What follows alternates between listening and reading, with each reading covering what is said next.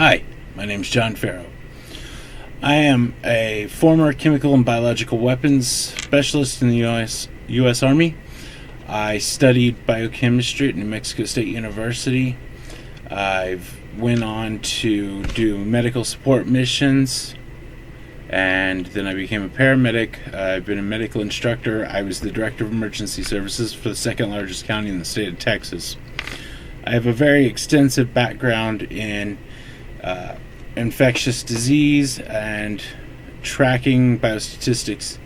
So a few days ago I saw a video where a movie critic was talking about mask guidelines and masks, and so I figured we'd watch this video and talk about things that he got right and things that he got wrong. So Dan Murrell, the host of Charting with Dan, started talking about masks and their effectiveness during his weekly broadcast related to a personal incident. And, a lot of times when you're dealing with anecdote, there can be some emotional factors that come into play. So what we're going to do is we're going to go ahead and watch it. We'll pause, we'll talk about things, and see, what's right, what's wrong, what we can fix. Alright, so let's get into this. It worked quickly, and it really put her through the ringer. And, for everyone that said, when I talk about, wear a mask, or I think that theaters should mandate masks, everyone said, well, if you're so worried about it, don't leave the house. But I think the thing that people overlook is that wearing masks and everything, it's not about you. It's about the people that you may come in contact with. It's about the people that you come in contact with and the people that they come in contact with. Okay, so I edited out a little bit of the video. He's talking about an experience that his mother went through. A lot of it's his story to tell, not mine. So I left that out. But so far, he's perfectly right. The effectiveness of masks is in their preventing of transmission, not in preventing you from inhaling the virus, but rather from people exhaling the virus, whether they're symptomatic or they're pre-symptomatic. And so that's why, as a community, we need to wear masks. So far, good stuff. Contact with, because my mom did everything that was recommended. She went out sparingly. She only went out for essential things. She wore a mask everywhere she went. If she was at the parking lot in Walmart and she saw a lot of people going in that weren't wearing masks, she didn't go in there. That's above and beyond recommendations. It's good. She's got situational awareness. She's looking at dangerous situations. She's coming up with that on her own. So, she went somewhere else where people were wearing masks. She did everything that she was supposed to do to not contract this disease. However, somebody that she... just so you know, I inserted the pictures, and I just thought it was kind of cool. Just a marine biology moment. We could get to know the proper name of the purple starfish as he talks about people who don't wear masks. Was not doing those things. They were not being as careful. And through no fault of my mom's, she was in an environment where she was exposed to the disease, contracted it, and was in the hospital for nearly 2 weeks. I see this issue of taking precautions and wearing masks and everything boiled down to I have rights. I have a right to do this, or I have a right not to do that. And in that sense, you're right. You don't have a right to not get sick. If you want to put yourself in a position to get sick, there's nowhere that says that you can't do that. However, this is not about your right to get sick. This is about the choice that you make to expose other people, because that's what this is. My mom didn't choose to be around somebody that had this. That person, however, did choose to do things that put them in a position to catch this disease and give it to someone that I love. Okay, so with the masks, suddenly we have this situation where people say, oh, well, there's no way you can require me to do this thing. Except we as a society have long held a belief that we all vaccinate so that the ones that can't get vaccines will be safe, so that the people who where their vaccine may not have generated enough antibodies where they could still get sick, they'll be safe. So, as a society, this is something we're long past. It's just in this case, the vaccine is the mask. It really is. It's to slow down and prevent the spread of viral infection, to prevent the spread of virulent material inside of sputum and saliva that's being expelled when we talk, when we cough, when we sneeze. Wearing a mask is the society's vaccine. So, he's on target. If you think this is about you, it's not. It's about everyone else. And if you don't care what happens to you, then maybe think for a second about what could happen to somebody that you cross paths with, somebody that you have to go to work with, somebody that you meet in a store, somebody who's out just trying to live their life and do something that puts food on the table, or go buy the food that they put on the table. Are you really prepared to live with the fact that through your choices that you could pass this thing to somebody else? Because let me tell you, you don't want somebody that you know or love to get this. And can you live with the guilt of knowing that you're the reason why somebody's loved one is in the hospital? I've never felt more helpless in my life. Okay, so addressing that, I can already imagine that there would be people that call that a straw man argument, that he's taking a situation and taking it to a preposterous degree. But in this case, it's not. Your cough, your sneeze, it can carry enough virulent material that you can infect somebody who has some sort of pre-existing condition where they have renal problems, like diabetics, former alcoholics who have hepatic problems, anyone with any sort of respiratory problem, people with any sort of immune problems. The people in the risk category when it comes to COVID-19 is a lot. It's higher than anything we're used to.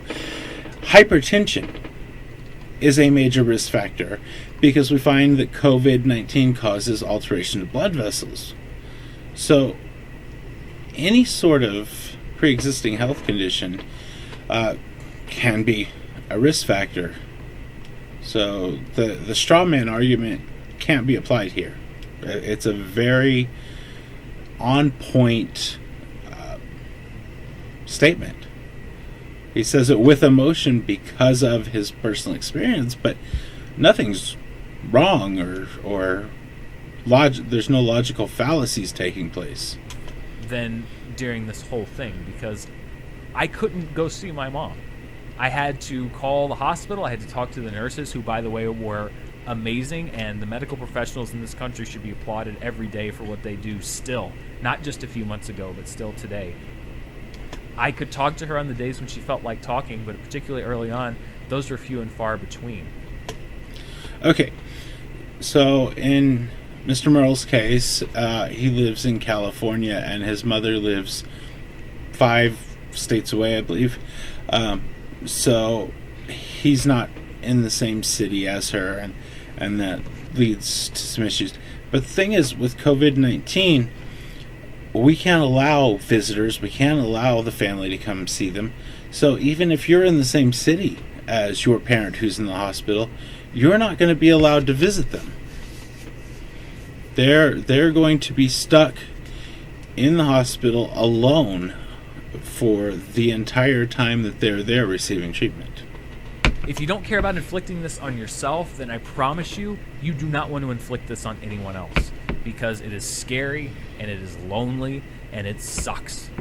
It really, really sucks. So I guess the overall point that I'm trying to make here is that this is really an issue of empathy more than anything else. All of these restrictions and guidelines are all about protecting others, not protecting yourself. Because people are right. You get to make the choices about how you want to protect yourself.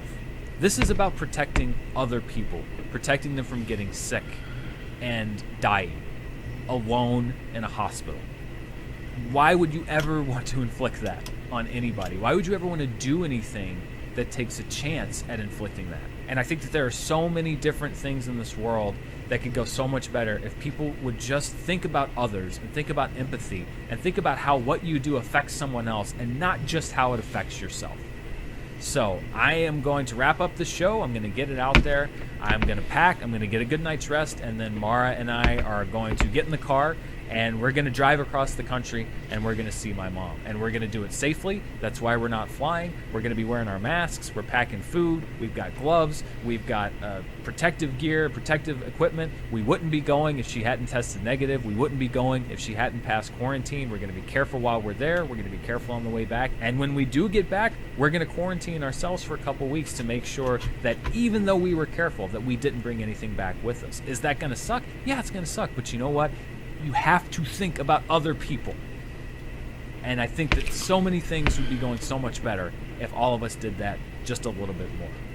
So. Well, first of all, since this video is a couple days old, I hope you guys are safe on your trip. Don't wear your mask while you drive. But I'm sure you know that. Talking about what he's doing, the